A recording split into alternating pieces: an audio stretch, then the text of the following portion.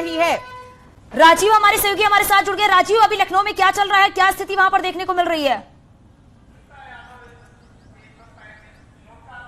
देखिए, शाहजहांपुर की बात करें तो शाहजहांपुर में चौथे राउंड का परिणाम घोषित किया गया है, जिसमें बीजेपी 13,860 वोटों से आगे है और दूसरे नंबर पर 8,000 वोटों के साथ कांग्रेस है। तो कुल मिलाकर एक बड़ा फेरबदल देखने को मिल रहा है और उम्मीद जताई जा रही है कि ये जो मतगणना है इसको पूरा होने में तो करीब 5 से 6 बजे तक का समय लग सकता है, लेकिन 1 से 2 बजे के बीच में ही ये क्लियर हो जाएगा कि पहली बार जो नगर निगम चुनाव लड़ा गया है हुआ है उसमें किसकी जीत होगी। फिलहाल बीजेपी को एक बड़ी बढ़त शाहजहांपुर में दिखाई दे रही है। 13,860 वोटों से भारतीय जनता पार्टी की प्रत्याशी अर्चना वर्मा आगे है। बिल्कुल, यहाँ राजीव बीजेपी की प्रत्याशी आगे है, लेकिन सबसे बड़ी बात यह है कि समाजवादी पार्टी भी यहाँ पर कुछ जगहों पर टक्कर देती नजर आ रही है। प्रयागराज में बीजेपी की बढ़त यहाँ पर देखने को मिल रही है। पहले राउंड की गिनती में बढ़त बीजेपी को देखने के लिए मिल रही है। गणेश केसरवानी आगे है, एसपी को 5,000 से ज्यादा और बीएसपी को भी वोट मिल रहे हैं, लेकिन अभी लगातार गिनती क्योंकि जारी है और पहले राउंड की गिनती में बीजेपी को ही बढ़त मिलती नजर आ रही है। मनीष सिंह हमारे साथ जुड़े हैं। मनीष सिंह जी, क्या कहेंगे? शाहजहांपुर, जहां पर पहला मेयर चुना जाएगा, शाहजहांपुर को 2018 में ही निगम घोषित किया गया था और यहां पर अभी समाजवादी पार्टी कहीं नजर नहीं आ रही। देखिए, शाहजहांपुर नगर निगम के उम्मीदवार के सवाल पर जब बात होती है तो बहुत हंसी आती है। और श्रीमती अर्चना वर्मा जी हमारी पार्टी से उम्मीदवार थी, हमारी पार्टी की नेता थी, लेकिन ऐन मौके पर भारतीय जनता पार्टी जो जोर तोड़ धोखाधड़ी की राजनीति करती है उसने हमारी पार्टी के उम्मीदवार श्रीमती अर्चना वर्मा जी को जल्दीबाजी में अपनी पार्टी में शामिल कर लिया। चूंकि समाजवादी पार्टी के नीतियों, सिद्धांतों और विचारों पर चलते हुए अर्चना वर्मा जी ने जो एक पहचान बनाई थी वो पहचान को धूमिल करने के लिए भारतीय जनता पार्टी ने, इसलिए पता था वहां पर जो सुरेश खन्ना जी हैं वहीं के रहने वाले हैं, उनको पता था कि अर्चना वर्मा जी भारतीय जनता पार्टी को डिफीट देने जा रही है, भारतीय जनता पार्टी को हराने जा रही है। तो ऐन मौके पर भारतीय जनता पार्टी जो जोड़ तोड़ की राजनीति करती है उन्होंने हमारी पार्टी के उम्मीदवार श्रीमती अर्चना वर्मा जी को अपनी पार्टी में शामिल कर लिया था। लेकिन उसके बावजूद हमें इंतजार करना होगा अंतिम परिणाम का। अंतिम परिणाम आएगा, इंतजार करना होगा, जिसके बाद तस्वीर पूरी तरह से साफ होगी कि कौन सी पार्टी है जो कि जीत दर्ज करती है। कानपुर का रुख कर लेते हैं, जहां से अमित गंजू हमारे साथ में जुड़े हुए हैं। अमित, अगर कानपुर सीट की बात की जाए तो कौन सी पार्टी ने बढ़त बना दी है, क्या चुनावी हलचल अभी? देखिए, मैं आपको बताना चाहूंगा, सुबह जैसे कि मैं आपको रोकना चाहूंगी, अलीगढ़ से बड़ी अपडेट मिल रही है। बीजेपी को अब तक 14,880 वोट मिले हैं। बीजेपी प्रत्याशी को 37,000 से ज्यादा वोट मिले हैं, समाजवादी पार्टी को 22,000 से ज्यादा वोट मिले हैं। तो एक बड़ी खबर आपको बता रहे हैं, अलीगढ़ में चौथे राउंड की गिनती पूरी हो चुकी है। एक बार फिर से अमित गंजू का रुख कर लेते हैं। अमित, अपनी बात पूरी कीजिए। देखिए, जैसे कि मैं आपको पहले बता रहा था कि सुबह हो सकता है कि 15 से 20 मिनट के आसपास कुछ एक ऐसे पोस्टर बैनर के परिणाम आए जिसके बाद से लोगों ने कांग्रेस को कुछ आगे समझने लगे थे, मगर लगातार सुबह से लगभग 8:30 से लेकर सब 11 बजे का समय होने को और लगातार भारतीय जनता पार्टी की प्रमिला पांडे बढ़त बनाए हुए 2200, 3800, 9600 और 15,800 ये टोटल अभी तक बढ़त बनी हुई है और लगातार बनी है। और अभी एक राउंड का जो टेबुलेशन, जैसे कि मैंने अभी अब से 5-7 मिनट पूर्व कहा था, हर एक राउंड का टेबुलेशन आता है और उसको पूरा सर्टिफाइड, जब तक सर्टिफाइड की चीजें सामने नहीं आएंगी तो कहना, लेकिन एग्जैक्ट फिगर तभी मालूम चलेगा। लेकिन 15,000 से ज्यादा की बढ़त बनाया। दूसरे नंबर पर समाजवादी पार्टी की वंदना वाजपेयी और तीसरे नंबर पर अश्विनी विकास अवस्थी चल रही है। और इन सबके बीच पार्षदों का लगातार एक एक करके डिक्लेरेशन हो रहा है। अभी तक 17 पार्षदों का अभी तक क्लियर हो चुका है। हालांकि सर्टिफिकेट्स तो एक साथ सबको मिलेगी। 17 में से लगभग 6 भारतीय जनता पार्टी के हैं, कांग्रेस के 3, सपा के 2 और शेष निर्दलीय। ये अभी तक टेबुलेशन सामने आया है और इन सबके बीच जो अभी प्रेजेंट सिचुएशन ये मालूम चल रही है कि भारतीय जनता पार्टी की प्रत्याशी प्रमिला पांडे लीड कर रही है। जी ठीक है, राकेश जी भी हमारे साथ में जुड़े हुए हैं।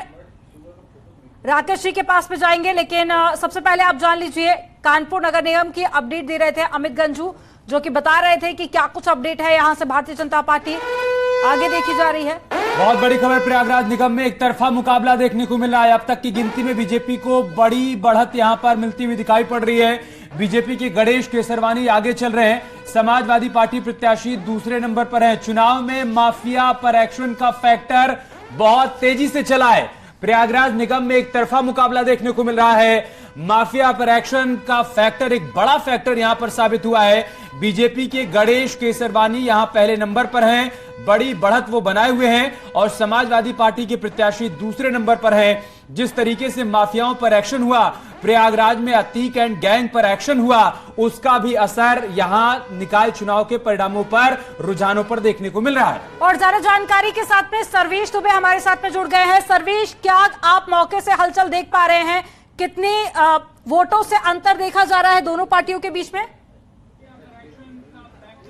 देखिए, बीजेपी प्रत्याशी उमेश चंद गणेश केसरवानी 6,871 वोटों से आगे हैं समाजवादी पार्टी के प्रत्याशी अजय श्रीवास्तव से, और बीजेपी की खेमे में खुशी की लहर है। न्यूज 18 ने अपने रिपोर्टर्स एग्जिट पोल में पहले ही इस बात का ऐलान किया था कि बीजेपी प्रत्याशी को बढ़त मिलेगी और जीत की पूरी संभावना है। अब हमारे साथ बातचीत के लिए दो यहाँ पर वरिष्ठ पत्रकार हैं, उनसे बातचीत करेंगे।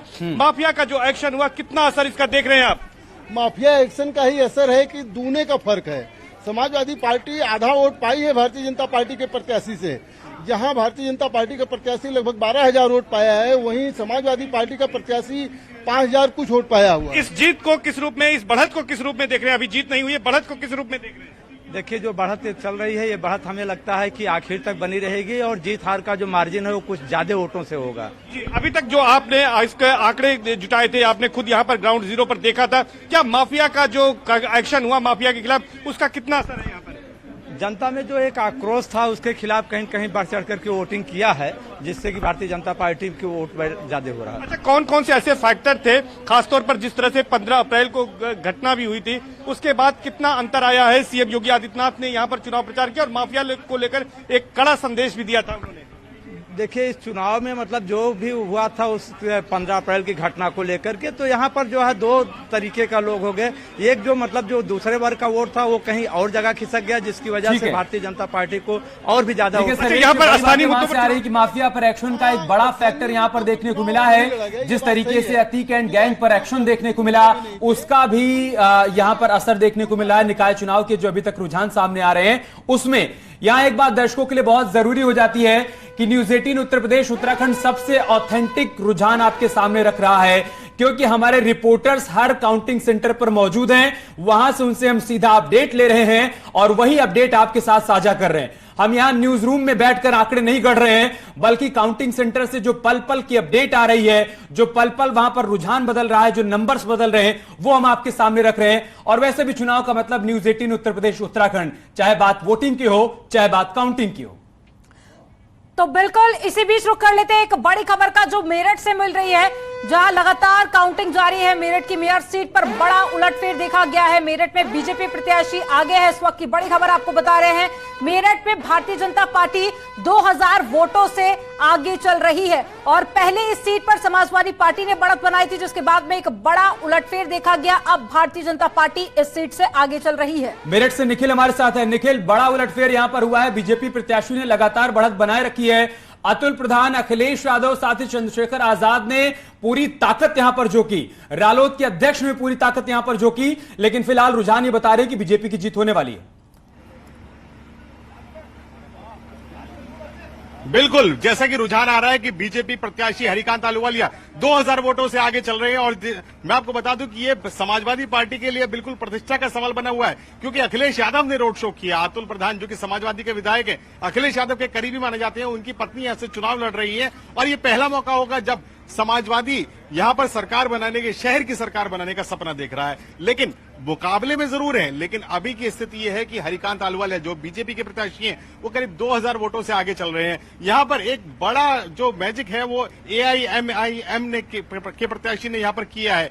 यहां पर स्थिति यह है कि यहां पर बहुत सारी मुस्लिम वोट्स, जो अधिकतर मुस्लिम वोट है वो AIMIM को मिल गई है, जिसने समाजवादी का गणित जो है वो बिगाड़ दिया है। फतेल्लापुर, जाकिर कॉलोनी, कई इलाके ऐसे हैं जहां जो ईवीएम खुल रही है उसमें AIMIM को वोट मिल रही है, जिसके चलते वहां समाजवादी का ग्राफ कुछ कम हुआ है और बढ़त जो है वो इस समय बीजेपी प्रत्याशी हरिकांत अहलूवालिया को मिल रही है। बीजेपी के जो प्रत्याशी है उनके जो समर्थक, या फिर जैसा कि आप बता रहे हैं कि मुकाबले में AIMIM के प्रत्याशी का आ जाना भी एक बड़ा फैक्टर रहा समाजवादी पार्टी के नुकसान को लेकर।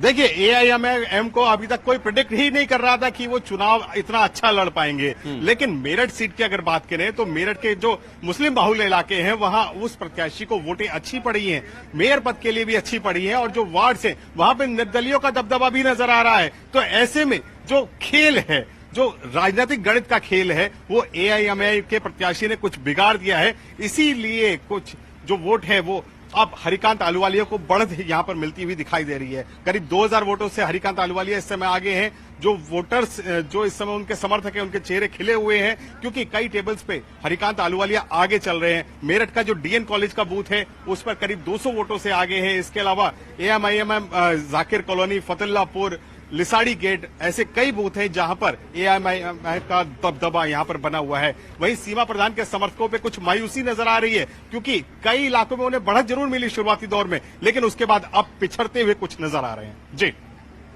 ठीक है, लौटेंगे आपके पास पे और हमारे साथ पे भुवन भास्कर जोशी जी जुड़ गए हैं, समाजवादी पार्टी से प्रवक्ता हैं, और साथ ही राजेश जी जुड़ गए हैं जो कि भारतीय जनता पार्टी से है।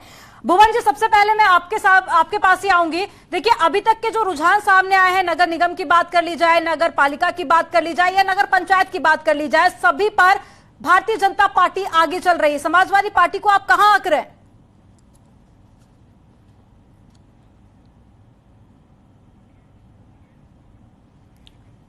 ठीक है, भुवन भास्कर जी से हमारा संपर्क नहीं हो रहा है। राजेश चौधरी जी, मेरठ सीट की अगर हम बात करें, पर्टिकुलर मेरठ सीट की, आपके लिए ये सीट बहुत चुनौतीपूर्ण थी। 2017 के चुनाव में आप ये सीट हार गए थे। इस बार बीजेपी ने यहां पूरी ताकत झोंकी। फैक्टर क्या देख पा रहे हैं? बीजेपी की तरफ से जो अपनी बात मजबूती से रखी गई वो फैक्टर देख पा रहे हैं, या फिर दूसरी तरफ मुस्लिम वोटर्स का बिखराव आप देख पा रहे हैं कि वो एक बड़ा फैक्टर रहा जो बीजेपी को फायदा पहुंचा रहा है?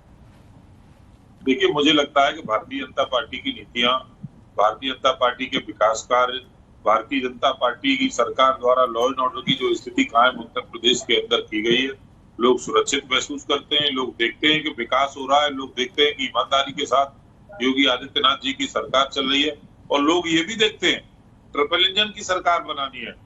केंद्र में बीजेपी, उत्तर प्रदेश के अंदर बीजेपी, तो क्यों ना नगर निगम में बीजेपी हो, तभी ना विकास ठीक प्रकार होगा। तो इन सब चीजों के पैरामीटर पर जब जनता भारतीय जनता पार्टी को खरा पाती है तब वोट करती है। कोई एक पैरामीटर इसका नहीं होता, ऐसा मेरा मानना है। सारी चीजों को देख करके समाजवादी पार्टी का हाल आपने देखा ही है, सुपड़ा साफ हो रहा है। पिताजी की जो उनके पिताजी की कमाई थी वो धीरे धीरे करके बर्बाद हो रही है, राजनीतिक जो कमाई थी उनकी। तो इन लोगों को जनता ग्रहण नहीं कर रही है, नहीं स्वीकार कर रही है, ये नहीं समझ पाते हैं इस बात को। देखिए, सुपड़ा साफ हो रहा है और हो जाएगा। ठीक है सर, इसी पर मैं जवाब ले लेती हूँ भुवन जी से। भुवन जी, भारतीय जनता पार्टी के प्रवक्ता कह रहे हैं कि समाजवादी पार्टी का तो सुपड़ा साफ हो गया है, नगर निगम में अभी तक खाता नहीं खुला है, और साथ ही पिछली बार की हम बात कर ले तब भी आपके कोई मेयर नहीं रहे। अब आगे कितनी उम्मीद आप जनता से देख रहे हैं? अभी जो शुरुआती रुझान सामने आए हैं उसमें एक भी सीट आपके पाले में जाती हुई नहीं दिख रही है। देखिए, हमने मुख्य विपक्षी दल होने के कारण बहुत मजबूती से माननीय अखिलेश यादव जी के नेतृत्व में चुनाव लड़ा, और आज मेरे को उम्मीद है कि नगर पालिका और नगर पंचायत में हम पहले ही मजबूत थे। नगर निगम में हमारा पहले भी खाता नहीं खुला था, लेकिन इस बार हमें आशा है जब अंतिम परिणाम आएगा कि हमें जरूर उत्तर प्रदेश का विश्वास मिलेगा। और मैं आपको बताना चाहता हूँ, इसके अलावा भी 2 विधानसभा के उपचुनाव भी हो रहे हैं उत्तर प्रदेश में आज, जिसका परिणाम आ रहा है। और इसमें जो मेरे पे जानकारी आई है ऑफिशियल, उसमें 96 जो विधानसभा है इसमें समाजवादी पार्टी आगे चल रही है।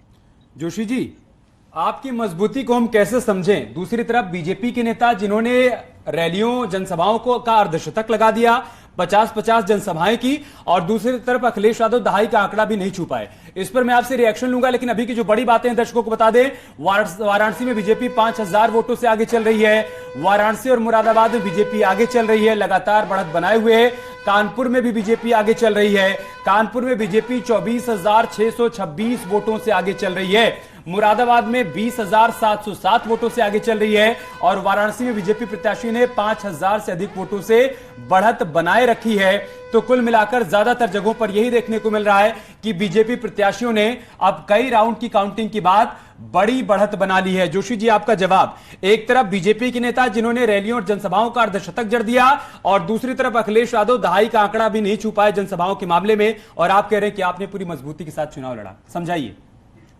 देखिए, मैं आपको बताना चाहता हूं 2022 के बाद आदरणीय अखिलेश यादव जी ने 75 के 75 जिलों का दौरा करा। उन्होंने चुनाव में संभव नहीं हो पाता सभी जगह जाना, लेकिन उन्होंने लगातार कार्यकर्ताओं से संपर्क और जो भारतीय जनता पार्टी के से पीड़ित है, चाहे वो कार्यकर्ता हो या जनता हो, उनके मरहम जाके खुद लगाने का काम अगर किसी ने करा, माननीय अखिलेश यादव जी ने करा। और मुझे पूरा विश्वास है कि जब चुनाव का अंतिम परिणाम आएगा तो नगर निगम में भी हमको आशीर्वाद मिलेगा और नगर पंचायत में और नगर पालिका हर जगह पहुंच पाना संभव नहीं है, लेकिन 17 नगर निगम थे, वहां तक तो पहुंच जाते, वहां तक भी नहीं पहुंच पाते। क्यों नहीं पहुंच पाए, ये आपको जनता को बताना होगा। साजन सिंह जी हमारे साथ जुड़ चुके हैं, आप बीएसपी से हैं।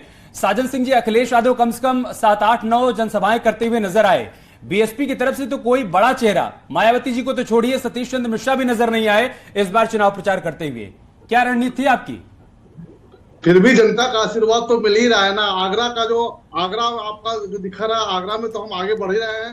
सहारनपुर में भी आगे हम बढ़ेंगे, क्या हमें पूरा उम्मीद है। हाँ, लेकिन एक बात साबित जरूर हो जाती है अमित जी, ये भारतीय जनता पार्टी ने जिस तरह ताम झाम करके प्रचार किया था, भावनाओं में उड़ेल दिया जनता को, इसके बावजूद भी नगर पंचायत और नगर पालिका का अगर हम